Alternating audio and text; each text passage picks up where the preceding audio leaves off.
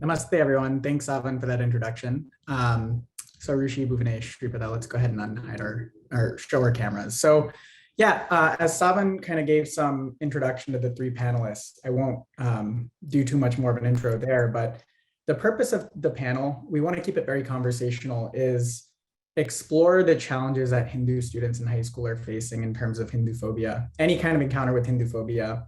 How do they see that Hinduphobia manifest, whether it's from their teachers, from their textbooks, from their administrators, from their peers that are not Hindu, or even from their peers that are Hindu? How do those peers of theirs that are Hindu react to that incident of Hinduphobia? How does that manifest in terms of how the students interact with each other? And then, if we have time towards the end of the conversation, we will do a little bit of discovery into, what are potential ways that whether it's students or parents or administrators or teachers can help students through these types of incidents and take corrective actions.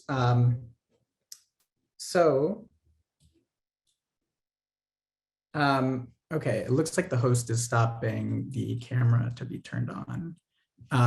So yeah, if someone could help the panelists turn their cameras on, that would be great. It looks like they're being blocked from doing that. While we're getting them unblocked, I'll just kind of do a recap of who our three panelists are today. So first, Arushi just turned her camera on. So Arushi's a senior at Montgomery High School, member of our high school leadership board. Second, we have Sreepada Alladi. She's a junior at, and I can't pronounce it too well, Hatboro-Horsham High School, which is right outside Pennsylvania. And then lastly, we have Bhuvanesh Prabakar. He's a senior at Bridgewater-Raritan. Savan mentioned that all three are members of our high school leadership board. I just want to give a little bit more context what our high school leadership board is. So as most of you probably know, Hindu Students Council is one of the organizing allies when it comes to the Understanding Hinduphobia initiative or for the Understanding Hinduphobia conference. And this year, HSC at Boston University is playing host. Our high school, so we have chapters all over the country at the college and high school level, going beyond just the US, but also Canada, and even certain spots such as the Caribbean, truly all of North America. And so our high school leadership board is kind of the group of high schoolers across North America that are most passionate about what they're doing in HSC. They were some of the first to start chapters at their high school. They work with a lot of their peers, not only at their own school, but then, in their own region and across the country. So as an example, some of the folks here have jumped on calls with students in Toronto or California, Texas, to help them get things going and understand, okay, what are the challenges you're facing? And I think that context is important because we'll see a lot more, all three of our panelists are going to be high schoolers, but at the same time, they offer a lot of insight into what's going on in the high school and even the middle school ecosystem when it comes to learning or interacting with your Hindu identity. So with that, let's start with you, Sreepada. So again, we'll keep this pretty conversational, but the format we're going to take is we're going to kind of go through each student's experience, and we'll have a little bit of a conversation about where you've experienced Hinduphobia or seen your peers experience that type of incident and how you see them engage. So Sreepada, can you tell us a little bit about kind of your experience at Hatboro-Horsham when it comes to any, engaging with your Hindu identity and, do you see any kinds of Hinduphobia play out? Yeah. At my school, we have a very small Hindu population. It's actually predominantly white population. So there's these I guess you could call it cultural norms that you're expected to follow. And while everyone, they're very nice and they seem very open and accepting, but if you don't fit in, if you don't mold yourself to fit into those previously defined norms, it I guess you're judged, not very openly, you're very covertly judged. You're I guess shunned, not seen as normal. So you're expected to follow this and set yourself into this mold and force yourself to become this person you're not, just to fit into just to make everyone like you.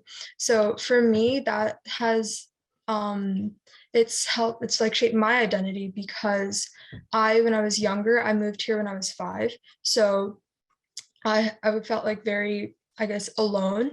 So I forced myself to be this person I wasn't, and to kind of almost ditch my Hindu roots just to like be accepted as a person, as like as me. So that definitely had an impact on my identity, and that's a form of Hinduphobia, because we like while it's not outright saying anything about Hindus, it's we're not allowed to express our culture, which is a huge part of Hinduism. So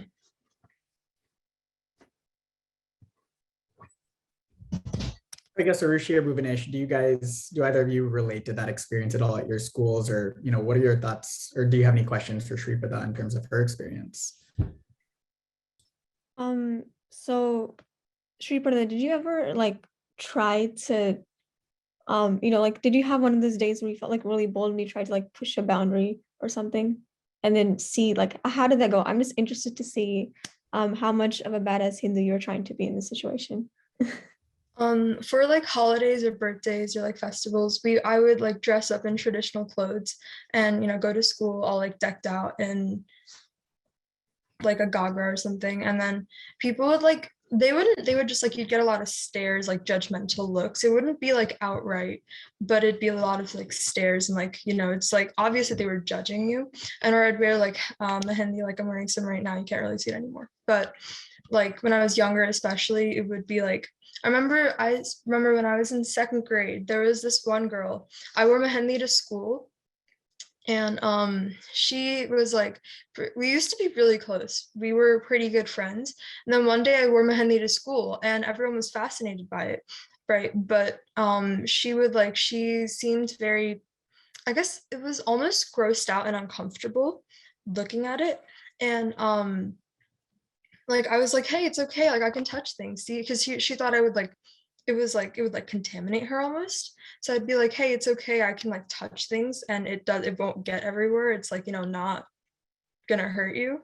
And I feel like that kind of, even though I showed her and like I proved to her that it wasn't a bad thing, it kind of like put a rift in our friendship. So I guess like when I appeared normal, or when I acted the way I was expected to act, people accepted me. But then whenever I tried to push a boundary, it was like I was like kind of I lost friendships that way. Like we used to be close friends, and then after that incident, we actually don't talk anymore.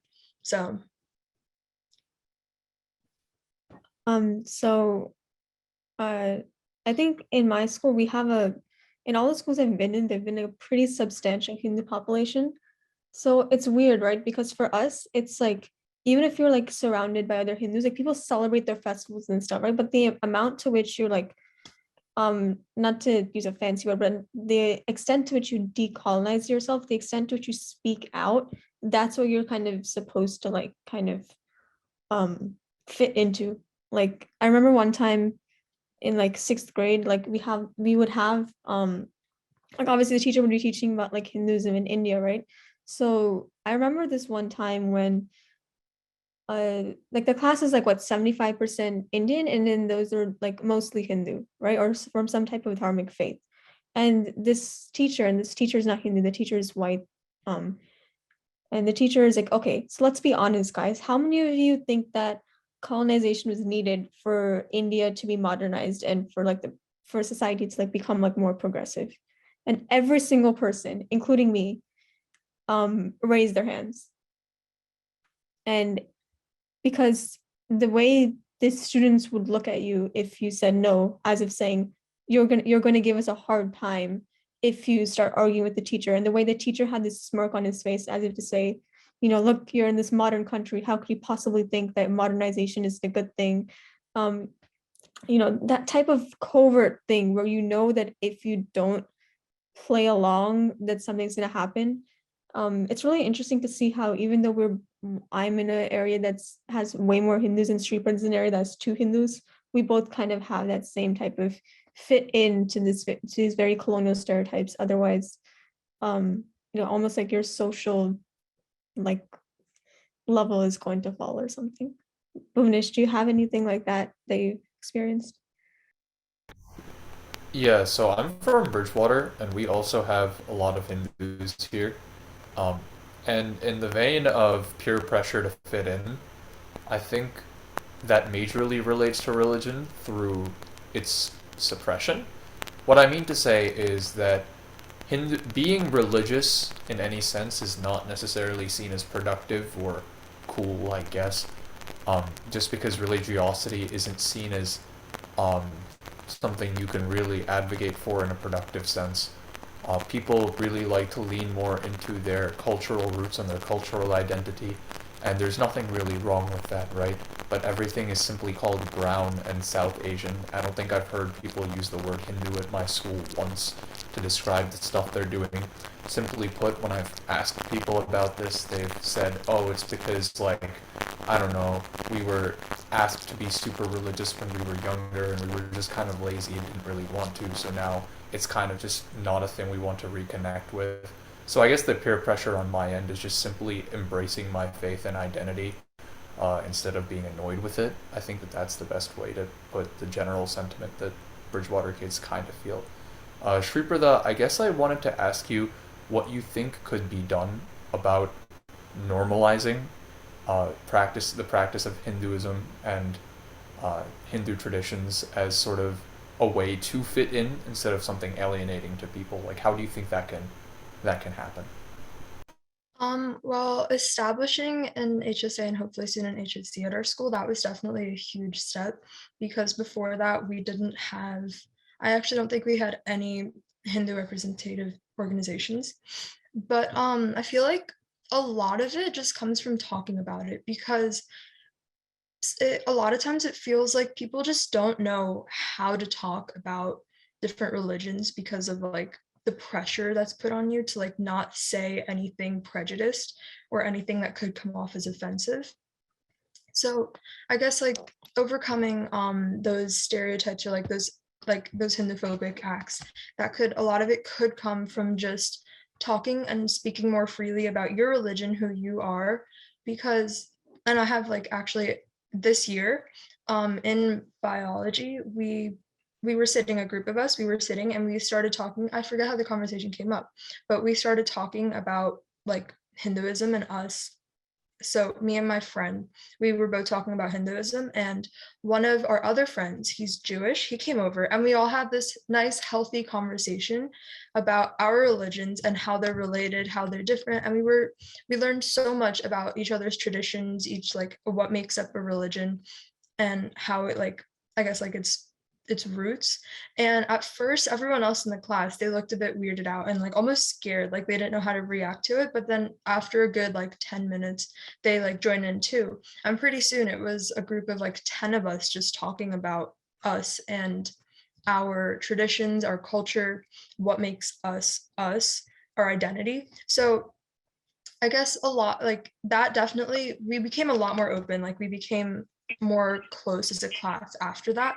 So I guess a lot of dismantling Hinduphobia could come from just talking about us and showing people that it's okay to talk about it, that it's, it's healthy. But yeah, have you guys had any similar experiences at your school where just like, talking about it or doing other things kind of help dismantle those ideas? I'll be honest, in a non-HSC context, nobody really has talked about religion for fun. The farthest people I've ever got is like really, really insensitive jokes regarding religion. I think that people don't really take it as a serious point of conversation. Um, I think that interfaith discussion especially is not something I see a lot, so the fact that you were able to do what you were able to do at your school is actually really, really commendable, and I do agree that fostering that mutual understanding is something that can go a long way in making no individual faith or practice seem inherently offensive. Because as we saw before with that DGH conference, right, where inherently they were trying to say that Hinduism was an inherently offensive faith, right? And if that's a widespread perception, it's our job to correct it. Because yes, people do feel pressured not to say anything offensive, or not to embrace anything that could be displayed as offensive. But then we also have to understand that being Hindu is not offensive, right? So I think that interfaith discussions like yours are really important, and I haven't had that many at my school, to be honest. It's either Hindus talking to Hindus about Hinduism, Hindus joking with Hindus about Hinduism, really any sort of interfaith discussion is seen as inherently offensive because people of other faiths really just don't want to be inquisitive and ask questions in fear of saying something wrong. So I think instead of stifling that discourse, we should be more open with it. Arushi, how about you? Have you had any experiences like that? Yeah, I've actually had a ton of conversations, whether it's Hindus talking to other Hindus or like Hindus talking with people who aren't Hindu. And it's ranged from one of my friends making fun of Hindus for being idol worshippers or having way too much color, specifically poking fun at Hindu men for being like very colorful at their weddings or like somehow not as masculine because like, you know, Hindu notions of masculinity, femininity, goddesses and God is very egalitarian compared to what other some of my friends thought. And it's also ranged to like really nice ones. For example, sometimes my friends who are Christian and I like we just kind of exchange like stories about like the different core principles of our faith, specifically like finding interesting differences between the concepts of our soul and God in the different faiths. And there's also been ones where sometimes I have this one friend who's also the only other girl in my grade who wears a bindi. And she was like, oh yeah, I like eat eggs, but I don't eat eggs on this certain days. I don't really know why. And I was like, oh, it's probably because you know, because each day is assigned a certain god, and probably your family follows those gods more than the other ones, so you just abstain from animal products on that day. So sometimes I find that people who don't want to talk about religion may only open up around really close friends once they realize that friend is not going to judge them. Like this girl, she opened up to me because she knew that I wouldn't judge her for not knowing, and she also knew that she also felt like the people around us wouldn't jump on her for wanting to know more about why she had this type of restrictive diet. So I feel like sometimes what happens is that the way to open up about these things is to have a very emotionally like intimate friendship where these people actually feel comfortable around you, because a lot of the times when you have people feeling judged, like that one friend who's kind of very prejudiced, I'll be very honest, I don't really talk to her much anymore because I mean, when someone makes you uncomfortable, why would you want to open up to them, right? So kind of what Sreepada did, where you kind of make that first leap to try to be the compassionate one, then you can kind of use that empathy to kind of get that mutual respect going both ways. And as long as you are confident in who you are, no matter how many weird and sensitive jokes people make, like how Bhuvanesh said happen at his school.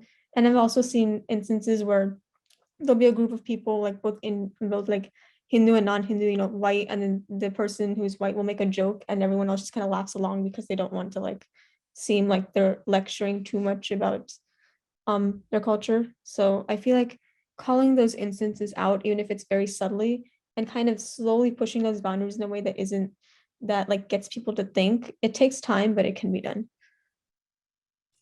So and yeah, I mean, this is an excellent discussion so far. And one thing I just want to say is, you know, this is kind of related to what the previous speaker was saying in terms of making sure people understand that Hindu Dharma is a lived tradition, because, you know, Sreepada and Arushi and even Bhuvanesh, some of what you were saying, but more so for your experience, Sreepada, that sounds like the biggest challenge is that people were kind of exoticizing what they think of your dress, of everything, right? So they expect you to be Hindu on certain days. Oh, we have Holi, we have Diwali, but, you know, and they might kind of put a smile on, but like you said, it's a very Western and kind of subtly colonized experience where certain things are kept in the quote unquote cage of being Hindu. So, you know, I think what you guys are saying in terms of normalizing that and having conversations with people, building those relationships is very important. Just one quick story I want to tell is, like, you know, I went to a school in Dallas, and when I was growing up, you know, it wasn't a very multicultural school or environment. And, you know, like my parents would send me in middle school to school in a kurta on Diwali or on like major festivals. And on those days, I would keep a hoodie and I would wear the hoodie over the kurta to try to hide it. Cause I was like, well, if I have to wear this, like people don't even know that I'm Hindu. Like I don't know how to talk about this with them. There's no space given to me to have those conversations. Like no teachers ever asked me to talk about it. So I was so ashamed at that time that, you know, I would kind of cover it up because I didn't want to look exotic walking around school. So obviously, you know, I wish I could be like you three and have done that differently. But yeah, so given just the time, and Sreepada, you know, I'm sorry to kind of stop that conversation because I feel like it could go on for a couple of hours based on your experience. But I did hear some common themes with what you were saying, Arushi, in terms of your experience. And I think it would be really nice to hear your story about dealing with that type of conversation on colonization, because it seems like there might be a misunderstanding that colonization doesn't even have an impact today, such as in Sreepada's context. So let's do a little bit of a dive into what you experienced. Yeah, can you tell us your story? So I kind of want to go back to that a sixth grade story, right? Where basically, so it's not that I hadn't spoken up earlier. I had always been contesting this teacher on certain things like the race theories they put on Hindus, or the ways they only talk about sati when it comes to Hindu women, but none of the many ways that Hindu women have contributed to, or even to the base of the faith. Like there's so many mentions of scholars and goddesses in the Rig Veda, like that literally our faith comes from women and is blessed by, the goddess.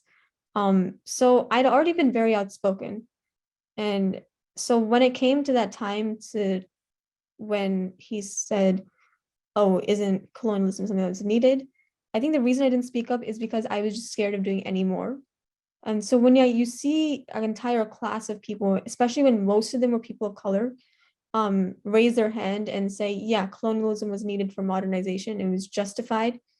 Even after he covered the way that India was economically taken advantage of, or the way that Hindus were seen as inferior, we have this weird balance in history classes where, for example, even in ninth grade, like we talked about, oh, look, the British, they massacred these people and they like really took away money from India. Like they'll talk about that, right?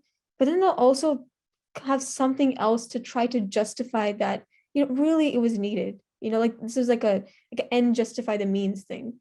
So when you have students shutting up, especially when this class is predominantly Hindu, predominantly Indian, and you have the students shutting up and taking this down as notes so they can write it on their test to get 100, because as we know, usually we're taught to be studious and keep our head down, right? When you're studious and keep your head down, you internalize colonized propaganda as the truth, and you're kind of, not to sound very negative or very exaggerated, but you're kind of losing yourself for the sake of making your way up society, get good grades, get a good job. What's the point of that if you're taking away your own soul? Because I don't see any point in that. And so what that does is that if you negate the trauma that you yourself have gone through, your family has gone through, and his ancestors have gone through, or you think that it's easier to raise my hand and just not say anything and not think about it, that's almost even more dangerous than actively thinking that that's okay, that the colonization is okay, because then you literally don't think about it. And when you don't think about heavy topics, it's very easy for present day things like ongoing genocides. It's just so much easier to say, I'm not going to think about it. And so what happens to the Hindus who aren't fortunate enough to be in high socioeconomic circles in a place where they're not going to be killed, they're not going to be talked about. And and now if you can say, oh, because we are not talking enough about the oppression of Hindus, it probably doesn't exist. So therefore, there's no serious biases against Hindus. And it kind of is just that self-inflicted circle. And I remember, this may be a bit of a ramble. As you can see, this topic is something that is pretty sensitive and it can make you angry, but I found that letting that anger overtake you, whether you're either like seething in silence or whether it prevents you from being able to make that dialogue, is counterproductive and it's not going to work. I remember in freshman year, we were learning about the partition, and they said that the partition happened because Hindus believed in a divisive caste system, while Muslims believed everyone was equal before God.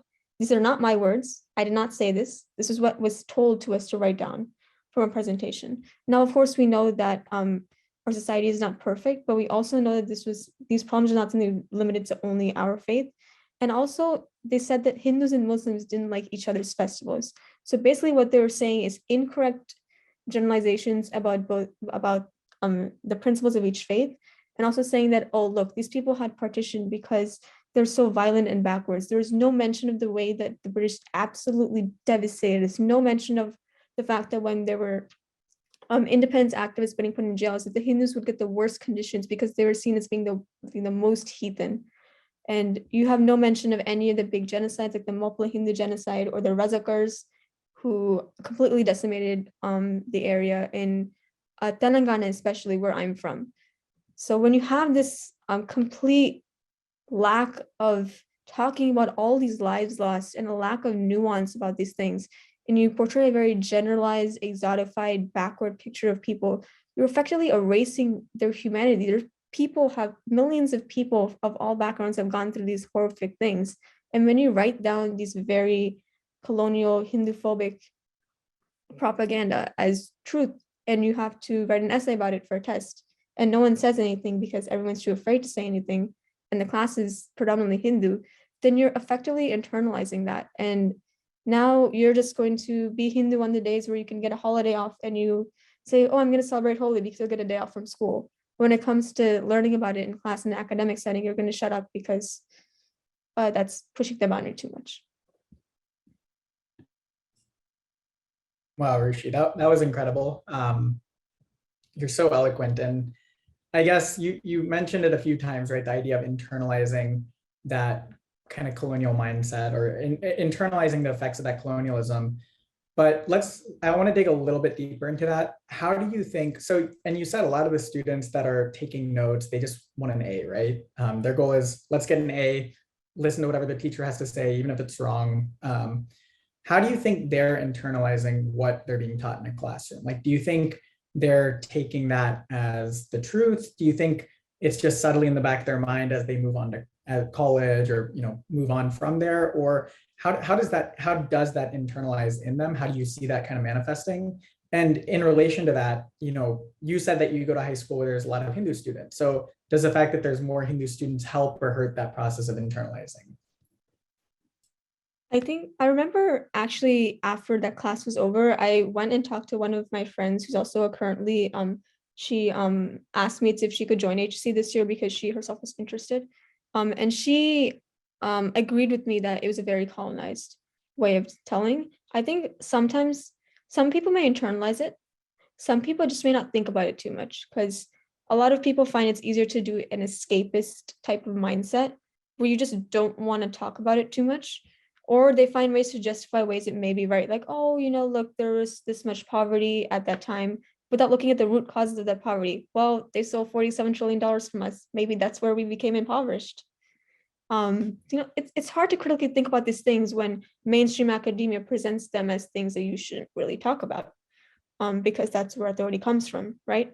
So I do think that there are people who know it's wrong. It's just that sometimes they find it easier to keep it private to themselves, so they can have those decolonized conversations away from a place where they feel uncomfortable. So some people do know it's wrong, and they will talk about it in areas where they feel like it's safest for them. And I did that too a lot, and that's nothing wrong with that. In fact, a student deserves to feel safe in their classroom. And as long as you are able to know that inside, I think that's enough for the most part. But I think what's keeping people from saying it out loud is that you have an equal amount of people who would maybe push back or say that it's like an overreaction or something, like you're being too extreme. You're like, where's your source come from? That's always one that always comes up. The textbook is saying this. How can it be wrong? The teacher is saying this. Isn't this teacher your favorite teacher? Like, do you really want to make her feel bad, or that she's potentially being racist when she's being so well-meaning? Like, this kind of like these guilt trips that happen where you're like, oh, I don't want to make anyone feel bad. So what you do is that you kind of sacrifice yourself. One quick comment I'll make is, it might be tough from your seat to see how that might affect someone in 15 to 20 years. But what I can tell you is I remember moments in middle school and high school where those types of incidents happened. And, it does internalize in the sense that, when something like the Dismantling Global Hindutva Conference happens, even if, like you said, Arushi, a lot of people might not care, they might not think about this stuff, but when they see that in the back of their mind, they do internalize a lot of that discussion of, oh, these people might be saying the right thing, or those people that are the quote unquote Hindu right, as Dr. Vishwanathan and Dr. Parihar mentioned earlier, that concept does internalize. And 20 years down the road, you remember those things and you say, well, my teacher taught me that. So, that's all I know. That must be somewhat accurate.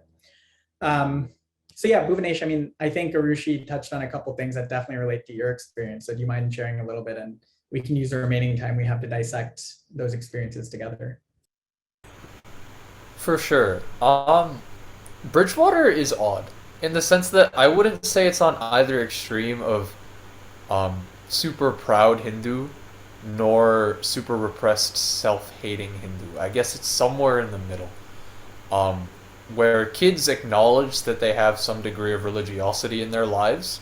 They acknowledge that they've been brought up in such a way that their parents take them to the mandir, they put them back, they learn stuff about the Leelas, they learn stuff about the Itihasas, and they know these things, but they don't necessarily take pride in them. It's just something they've sort of internalized and accepted.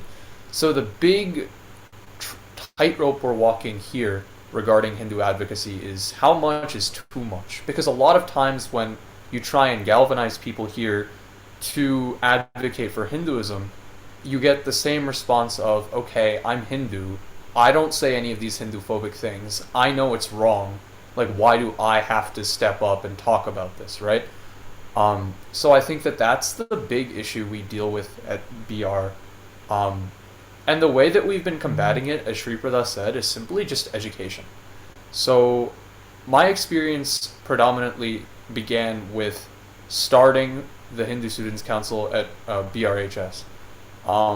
The high school culture here and in a lot of high schools is basically, if you want to get into college, you have to start a club. That's how competitive it's become these days. So I was acquainted with HSC my freshman and sophomore year because I was thinking what my interests were. And so I knew that I was a Hindu, I knew I wanted to explore it more. So I thought, okay, I can tie this necessity of needing to start some sort of club or organization with an interest I already have. So everyone was doing this, all of my friends were promoting their organizations to each other. And so what I found is that while some of my friends' organizations had 30 or 40 people immediately backing them up, I was struggling to get maybe 5 to 10 people per meeting. And it was the same pool of general individuals that these organizations were being promoted to. And I'm like, okay, you're all Hindu. You've all had these same experiences. We've talked about this before. Like, why don't you want to join? I think it's just the general stigma that, as I was saying before, Hinduism is not a productive thing to advocate for. It's not something that people are immediately going to sympathize with you regarding, because as Sreepada and Arushi have mentioned, when you say you're Hindu, people don't automatically say, oh, you must face this Hinduphobia, oh, you must face a struggle, right?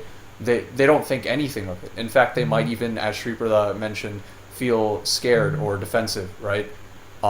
So it's not like being a Hindu is going to gain you immediate sympathy, so most people think that, okay, the cost of advocating does not outweigh the benefits. So that's why people weren't really joining Bridgewater-Raritan HSC in the beginning. So then my task was essentially being like, okay, so if the angle of productivity is not working here, then I have to make people think this is fun, right? But the issue is HSC's mission is not simply to advocate for cultural events, right? Because HSC chapters don't necessarily just partake in Holi and Deepavali events and everything. We're supposed to go down on the ground and educate about what Dharma actually is, right? So a lot of people were like, okay, this is just the Hindu equivalent of Bible study. This isn't fun for me anymore. So then my task became, okay, if you guys don't like this, and this directly relates to the mission statement of the organization that I'm representing, like, what do we do for fun? How do we attract more members? How do we get people to actually enjoy? Because in the undercurrent, I wouldn't even argue that there's much covert or overt Hinduphobia there, besides the fact that people just aren't willing to embrace their identity at BR. So then we turn to advocacy, right? Because we figured, okay, if people currently don't think that it's productive, maybe we can try and sideline that a little bit. And so then only did the issues start to occur. Not when we were this little small organization trying to talk about whatever festivals or other Leelas and the Itihasas and everything, when we were just sort of there, right? When we actually tried to talk about actual issues affecting Hindus globally, such as global Hindu genocides that have been occurring, as well as stuff like DGH and academic Hinduphobia, is where we receive issues. We receive people that tell us that Hinduism is oppressive. We have people, including our own advisor, telling us these facts about Hinduism, which are simply not about the religion, but about Indian politics, which none of us have any interest in or qualifications to speak of, nor are we claiming that we do. So it's sort of turned from this organization that we didn't have many people in because we didn't think people thought it was productive, and then we tried, and then people were having these Hinduphobic thoughts. So that's kind of been my experience at BR. It's been a lot of dodging these political conflations and trying to get people to believe in the Hindu cause, which have both been incredibly difficult, but they've been incredibly fulfilling too for the people that actually stuck around with us, you know. So I can kind of relate in some way to what Bhuvanesh is saying, in that I don't think we've had conversations where an advisor would literally be like, oh no, you're looking at this wrong. And of course it's good to have those uncomfortable conversations, because Hinduphobia is an incredibly complex and even controversial thing. Even though obviously it exists and we need to acknowledge it, because it's not being acknowledged enough and even actively peddled. I think for me, it's been that balance of how much do I talk about advocacy versus how much do I not do it so I don't scare people off. And I think one good thing that's really helped is sometimes that human connection, right? Where people aren't just thinking about this in theory and see it in front of their face. Because we did one thing where we interviewed a Kashmiri Pandit alumnus from our school about his experience on being not able to go back to his homeland, on seeing social media have these posts with hundreds of thousands of likes that basically just deny the Kashmiri Hindu exodus, saying that, oh, it's not a genocide, it's being exaggerated by like Hindu extremists. And just the other day I heard someone in my class say, oh, the Kashmir Files is just propaganda. And I was like, wow. I felt, I've seen the niece of Girija Tikku say, this is the most relatable movie we've ever seen. And here are these people who are Indian and Hindu saying, we're progressive and we think this is propaganda because you shouldn't talk about a genocide just because academia said it didn't happen, right? And all I can think about is how the Armenian genocide took 100 years to be recognized, and when the hell is our genocide also going to be recognized? There's so many genocides throughout history, Hindu or not, that take hundreds of years to be recognized. Why? Because of this exact same thing, right? Because people conflate it with us being against others, when really we just don't want to be killed. So I do completely agree with Bhuvanesh's point that you need to have those uncomfortable conversations, but at the same time, it's really unfortunate to see that when we talk about our problems, people immediately think that we're kind of denying other problems, or that our problem isn't a big thing. And what happens is that that just furthers that colonization, right? When colonization was happening, there was American newspapers saying that, oh, look at all these backward things like the big juggernaut and the sati, you need to colonize this place because there's so many bad things happening. Same thing here. Oh, look at all these Hindu trolls on social media. You sound like them, therefore your problem is not the same as them. And as that happens, you have 1, 2, 3, 4 more exoduses happening in all parts of the world, happening to Hindus, and no one talks about that. Why? Because it's too political. So that's what I have to say there. Guys, I mean, this was a tremendous panel. I wish we could go on for a couple more hours, but the schedule is quite long for today, so we definitely need to be kind of courteous of other speakers. I wish we had time for a wrap up, but given that we're over, I think we'll conclude there. So thank you, three, for sharing your insights. And for anyone that wants to speak a little bit more with high schoolers or get involved or learn about what we can do in terms of getting teachers or students to understand corrective actions that can be taken, feel free to reach out to any of us at HSC. Information's at www.hindustudentscouncil.org. Thanks. I'll pass it back to you, Savan. For the latest on our YouTube channel, click subscribe and hit the bell icon for alerts on new content. Remember to like, comment, and share our videos. For more about HSC, you can visit the social media handles listed below.